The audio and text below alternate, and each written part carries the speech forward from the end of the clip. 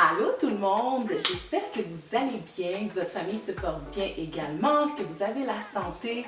Écoutez, je suis vraiment contente de vous retrouver aujourd'hui pour qu'on puisse s'asseoir ensemble et tout simplement discuter. En fait, je vous avais ouvert une FAQ sur Instagram et également sur YouTube et où je vous ai offert la possibilité de me poser des questions afin que je puisse y répondre, que vous puissiez en apprendre un peu plus sur moi. Donc ça me fait vraiment plaisir de vous partager et de vous offrir les réponses à ces fameuses questions. J'adore les FAQ. On s'entend, la chaîne elle est là pour vous, puis je fais des vidéos pour vous, donc ça me fait vraiment grand plaisir de pouvoir répondre aux différentes questions que vous pouvez avoir. On était dû, vous et moi, pour une FAQ parce que j'ai vu que vous étiez plusieurs nouveaux, autant sur YouTube que sur Insta, et surtout qu'il y avait vraiment certaines questions qui revenaient souvent de différentes personnes. Donc je me suis dit, on va se faire une petite FAQ pour se mettre à niveau tous ensemble et que vous puissiez avoir des réponses à vos questions. Donc je veux vous remercier vraiment beaucoup d'avoir pris le temps de me poser vos questions. J'ai vraiment reçu des belles questions. J'ai reçu des questions aussi parfois un petit peu qui rentrent un peu trop dans la vie privée. Donc vous allez voir, je ne répondrai pas à ces questions-là. Plusieurs questions qui revenaient très souvent. Vous allez voir aussi, si vous êtes là depuis quelques temps, il y a des questions que j'aurais déjà répondu dans d'autres FAQ. Mais écoutez, je vais répondre vraiment à tout ici parce que je sais que vous êtes vraiment beaucoup de nouveaux et qu'il y a plusieurs réponses aux questions que vous n'êtes pas au courant. Donc afin que la vidéo soit un peu ordonnée, j'ai fait en 3 catégories lorsque j'ai passé au travers des questions. Donc il va y avoir une catégorie vraiment sur moi, sur ma personne, une catégorie qui va être sur ma vie de couple et une catégorie sur la vie de famille. Et c'est vraiment la catégorie où est-ce que j'ai reçu le plus de questions. Je pense que je vais être capable de répondre à toutes les questions. Je vais essayer de faire ça court, pour pouvoir répondre à tout le monde. Mais si jamais vous vous rendez compte à la fin de la vidéo que j'ai pas répondu à une de vos questions, c'est deux choses. Soit qu'elle était juste trop par rapport à la vie privée, ou sinon c'était tout simplement que je l'ai manqué, que je l'ai pas vu passer, que ce soit sur YouTube ou Instagram. Donc je m'excuse à l'avance. N'hésitez pas à me rejoindre en privé ou bien sinon juste la mettre dans les commentaires, me poser la question puis je vais vous répondre vraiment directement. Donc pour faire un bref intro sur qui je suis, donc je m'appelle Lutski, donc c'est mon prénom complet. Il y a plusieurs personnes des fois qui me posent la question à savoir si Lu c'est mon vrai prénom. Lu c'est vraiment un diminutif que des amis, que mon entourage m'ont donné. J'ai 32 ans, je suis née ici au Canada, mais je suis originaire de l'Haïti. Donc mes deux parents sont nés en Haïti. Et je suis mariée à un Congolais. On est tous les deux parents de 3 merveilles, donc de 3 enfants. On est ensemble depuis 12 ans, vraiment 12 ans, mais ça fait 7 ans qu'on est mariés. Sinon, je suis présentement en congé de maternité de mon 3e bébé, mais dans la vie de tous les jours, je suis chargée de projet marketing. J'ai décidé de partir ma chaîne YouTube après la naissance de mon premier bébé. J'avais vraiment envie de partager sur la maternité avec d'autres mamans. Je trouvais qu'il y avait de l'information sur Internet des fois qui était juste trop by the book, il n'y avait pas de place à l'ouverture, il n'y avait pas de place à l'échange entre mamans, qu'on partage nos expériences. Mais surtout aussi, c'est que j'avais remarqué qu'il n'y avait pas beaucoup de femmes noires sur YouTube qui partageaient sur la maternité et ces choses-là. Ça va faire maintenant 4 ans, donc j'ai ouvert ma chaîne YouTube en 2016. Ok, je pense que mon intro déjà était vraiment trop long. Moi, je vous dis, quand que je parle avec vous, là, je pourrais m'étaler vraiment longtemps. La première question, en fait, c'est 3 questions en une. Ça commence bien. Donc, es-tu déjà allé en Haïti ou au Zaïre? Parles-tu le créole et sais-tu préparer des plats congolais? Donc, si je suis déjà allée en Haïti et au Zaïre, le Zaïre, il faut savoir que c'est l'ancien nom. Maintenant, ça s'appelle la République démocratique du Congo. Mais non, j'y suis pas encore allée ni en Haïti ni au Congo, mais c'est définitivement des voyages que j'aimerais faire avec ma famille. C'est sûr que des fois, c'est des places où c'est un petit peu turbulent dans les deux pays. C'est stressant et tout, mais j'aimerais quand même un jour, lorsque ça se stabilisera un peu des deux côtés, j'aimerais vraiment faire ces voyages-là avec mes enfants. Je vous l'ai dit en tout début, je suis née ici au Canada et c'est sûr, on a 3 enfants, on veut que nos enfants connaissent leurs origines, qu'ils voient leur terre, que la famille au pays puisse les rencontrer aussi. Parles-tu le créole? Oui, me compte parler créole, me comprendre créole, m'écrit créole et me parler créole. Mais me trouver le parler créole, moi j'ai un gros accent parce que c'est pas une langue que me parler régulièrement. Hey, je suis pas pire quand même! Moi, je voulais vraiment remercier tout le monde qui a suivi moi, qui vivent en Haïti, parce que je connais nous en pile, cap gardé en Haïti. Moi, déjà, recevoir un message des gens qui restent Haïti et ça a vraiment touché en pile. Donc, merci, merci, merci en pile. Pour la question, sais-tu préparer des plats congolais? Donc, le seul plat congolais que je sais préparer pour le moment, c'est le pondou. Et je suis quand même assez bonne. En tout cas, de ce que mon mari dit et ce que ma belle famille m'ont dit aussi, qui l'ont goûté, je suis quand même bonne. Mais si jamais vous avez des recettes congolaises que vous voulez que je prépare, que j'essaye, ça me ferait tellement plaisir. Je pense qu'on pourrait avoir beaucoup de plaisir là-dedans. Mettez-moi vos recettes dans les commentaires. Je vais vraiment prendre plaisir à les découvrir et à essayer de les préparer. La prochaine question, qu'est-ce que tu aurais aimé savoir avant de devenir maman? C'est une bonne question. Honnêtement, je pense que ce qui a été le plus gros choc pour moi en devenant maman et que j'aurais peut-être aimé savoir avant, c'était de réaliser à quel point on se met complètement de côté et qu'on ne vit que pour nos enfants. C'est peut-être pas la même chose pour toutes les mamans, mais moi, c'est mon cas. Ça change tellement notre vie radicalement, puis tout ce qu'on fait, toutes les décisions qu'on prend, toute notre vie à nous maintenant, elle est pour nos enfants. On vit vraiment pour nos enfants. Je pense que c'est tout simplement que j'aurais pris le temps de vraiment profiter de ma jeunesse, de profiter de ma vie de jeune fille avant d'avoir eu des enfants. Mais honnêtement, j'y pense puis je suis comme, ok, qu'est-ce que j'aurais fait de plus de toute façon?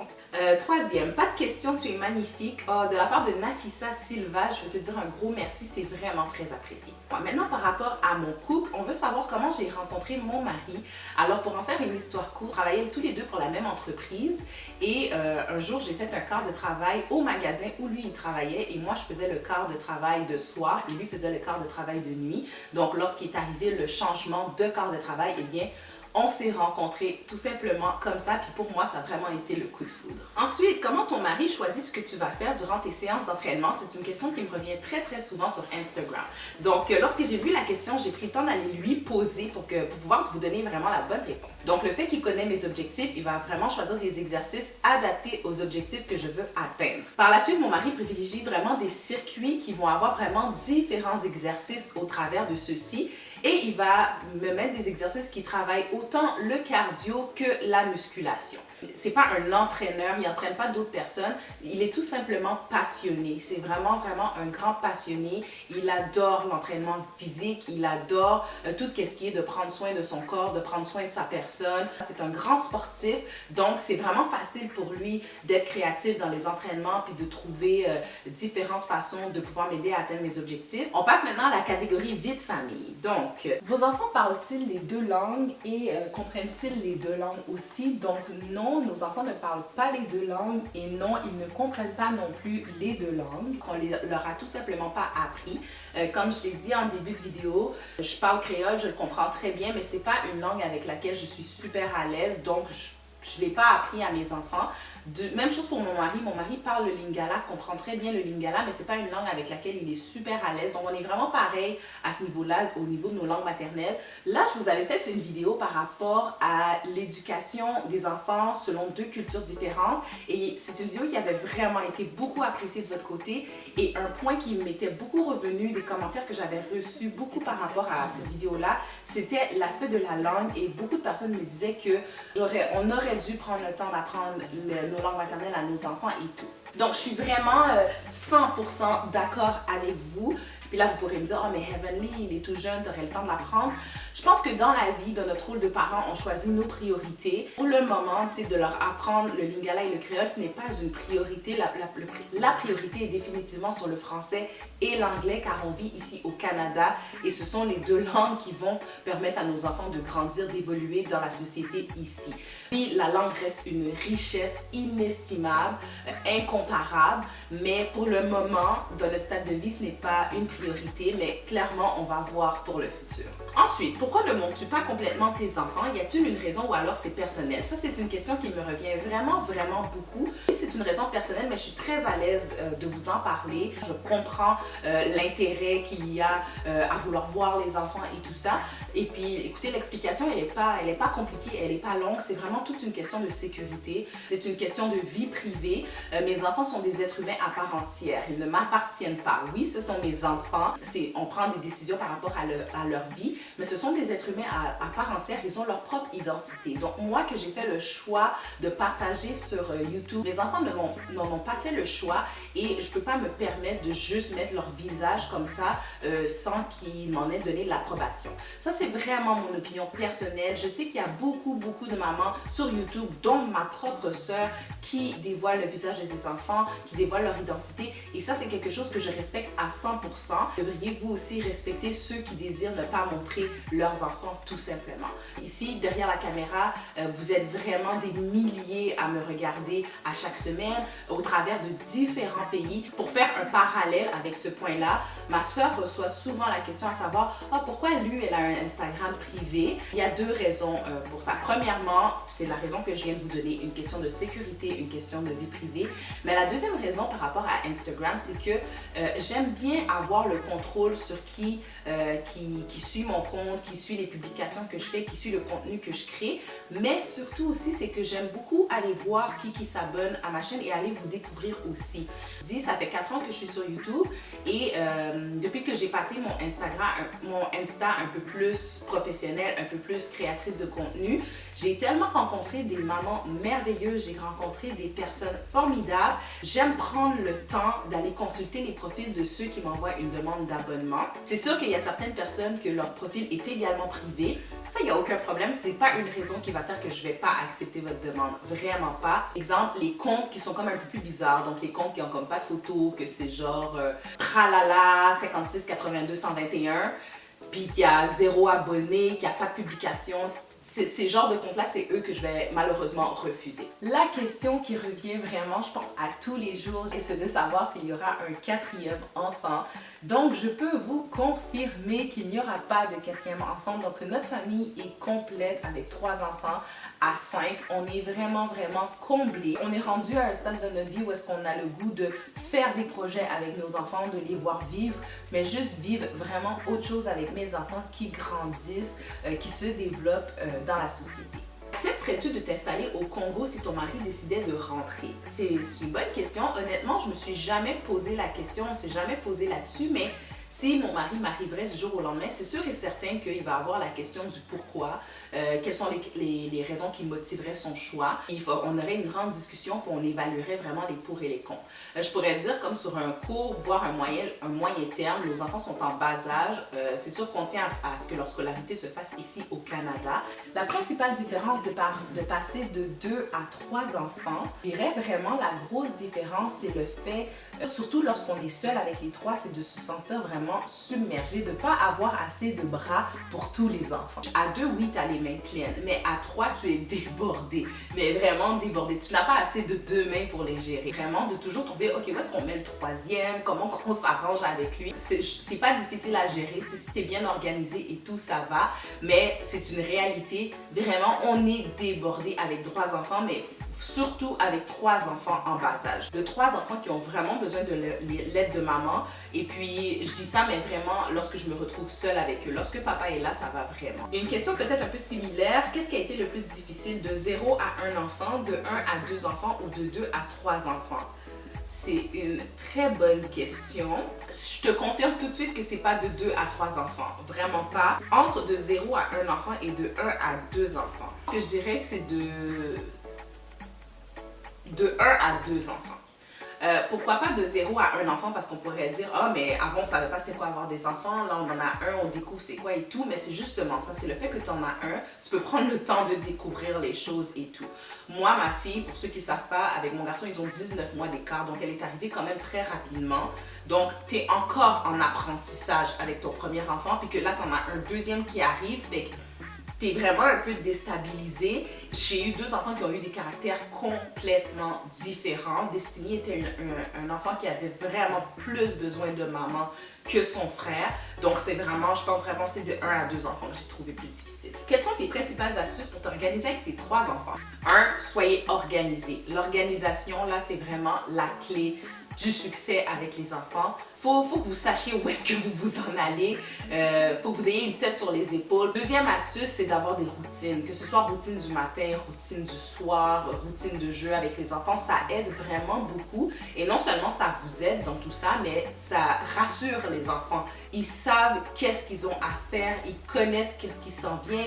Rien n'est étranger, rien n'est une surprise pour eux, donc c'est vraiment plus facile à gérer. Mon prochain conseil, en fait, c'est vraiment que je fais fi de les réseaux sociaux, je fais fi de ce que j'entends et tout, puis je me fais vraiment confiance. Je me laisse pas atteindre par qu'est-ce que je vois sur les réseaux sociaux, puis que ça pourrait me mettre à terre et faire comme « Oh my God, cette maman-là est tellement mieux organisée que moi. Oh my God, regarde sa maison, c'est tout le temps propre, et pourtant elle a 3 enfants. Non, ça là... » Ça me passe 6 pieds par-dessus la tête. Crains-tu ton retour au travail avec 3 enfants, plus ton mari à gérer avec le télétravail?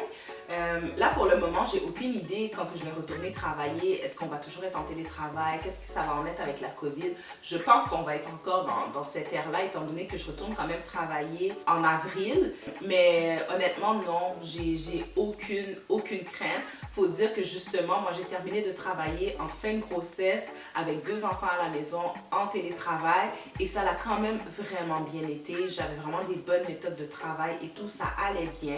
Sinon, en ce qui a trait à la matière de l'organisation, ça revient au point que je vous ai partagé tantôt par rapport à mes astuces pour être bien organisée. Si je garde ces méthodes de travail-là, ces façons de faire-là, j'ai pas du tout de crainte par rapport à mon retour au travail. Quels sont les deuxièmes prénoms de mes enfants? Donc, je pense que vous avez remarqué que, je sais pas si c'est sur une publication ou sur quoi, comment que vous savez que mes enfants ont un deuxième prénom. Je sais pas si j'en ai déjà parlé, mais oui, nos enfants ont un deuxième prénom. Par contre, je vais quand même garder ça privé, mais je peux vous dire la première lettre, donc c'est Quincy B, Destiny E et Heavenly A. Puis ce que je peux vous dire par rapport à ça aussi, leur second prénom, c'est vraiment un hommage à mes grands-parents, que ce soit du côté de ma famille ou du côté de ma belle-famille, donc du côté à mon mari. Pourquoi le Y dans le premier prénom? Moi, quand je vous dis, mon prénom c'est Lutski avec un Y. Mon mari s'appelle Yves avec un Y. Donc, on voulait que nos enfants aient le Y dans leur prénom.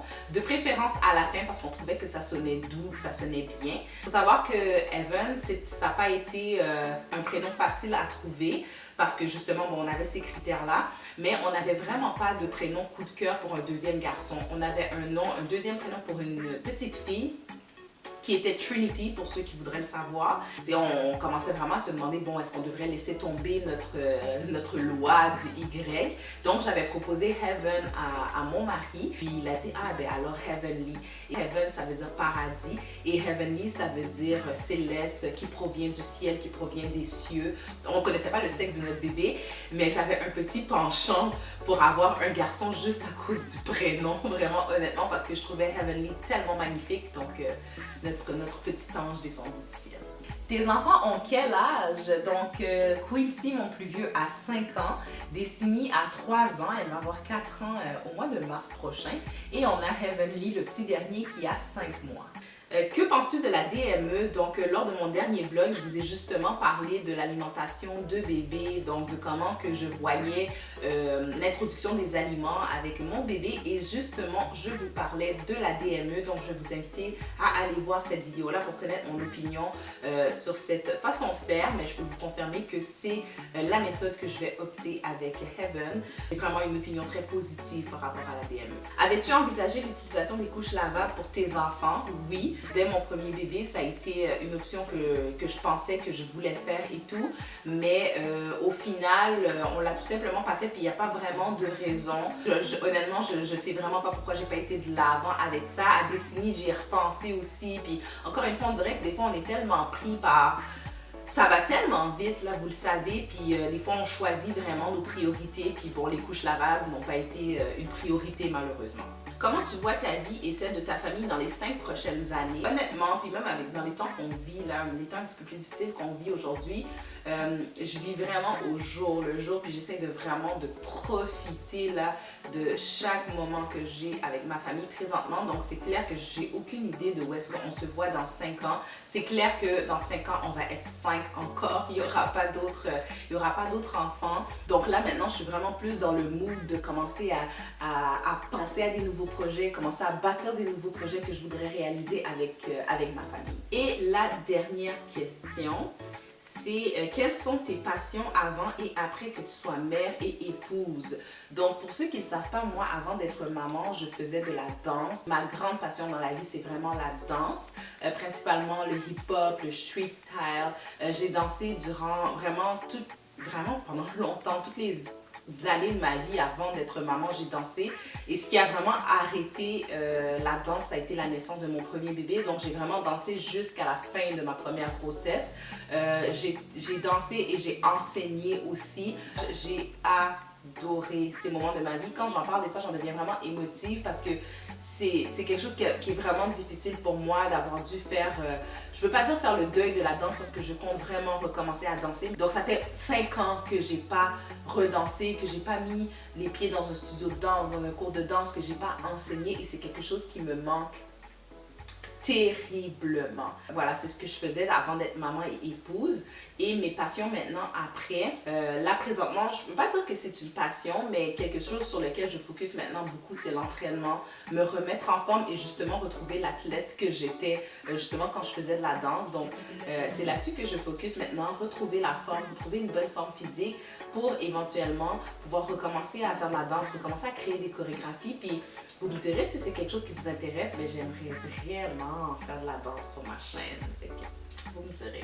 Donc voilà tout le monde, j'espère que vous avez apprécié la vidéo. Moi, ça m'a trop fait plaisir de répondre à vos différentes questions, de m'asseoir avec vous aujourd'hui, de tout simplement discuter et d'échanger avec vous. J'aime trop les FAQ, j'aime vraiment ça. J'espère que vous aussi, que vous en avez appris plus sur moi, que vous êtes content d'être abonné à la chaîne, que ça a répondu à vos questions. Puis si jamais vous en avez d'autres, soyez pas gênés, posez-les-moi. Ça me fait toujours plaisir de recevoir vos commentaires, vos témoignages, vos messages. Donc faites-le dans les commentaires ici ou rejoignez-moi en privé sur Facebook ou sur Insta. Et ayez pas peur, c'est pas parce que mon Insta est privé que j'accepterai pas votre demande. Au contraire, c'est que je vais aller voir qui que vous êtes et puis j'adore défiler dans vos photos, vous laisser des petits commentaires, vous envoyer des petits messages. Oui, j'ai ma chaîne puis je suis là pour partager avec vous, mais je veux tellement en apprendre de vous aussi. Puis je pense que des fois, les gens ont comme une tendance à oublier ça. Vous aussi, vous pouvez vraiment apporter beaucoup dans la vie de d'autres personnes. J'espère que ça se passe bien chez vous malgré les temps qu'on vit. Dites-vous que le temps des fêtes s'en vient. Et en parlant de temps des fêtes, moi, c'est ma période préférée de l'année. Donc, watch out sur ma chaîne, la batch de vidéos de Noël qui s'en vient. J'ai vraiment beaucoup de choses par rapport au temps des fêtes que je veux vous partager. Donc, si vous n'êtes pas abonné, faites-le. Et puis, si vous trouvez que le contenu de ma chaîne est intéressant, que ça vous apporte du bien, que ça vous apporte de la paix, que ça vous apporte de la sérénitude, n'hésitez pas à partager la chaîne, à en parler autour de vous pour pouvoir apporter justement cette paix et cette sérénitude-là à d'autres personnes. Donc voilà tout le monde, je vous laisse là-dessus. Ça m'a trop fait plaisir de partager avec vous, d'échanger avec vous aujourd'hui. Et je vous embrasse, puis je vous dis d'ici ma prochaine vidéo, une belle dose d'amour et à la prochaine. Ciao tout le monde.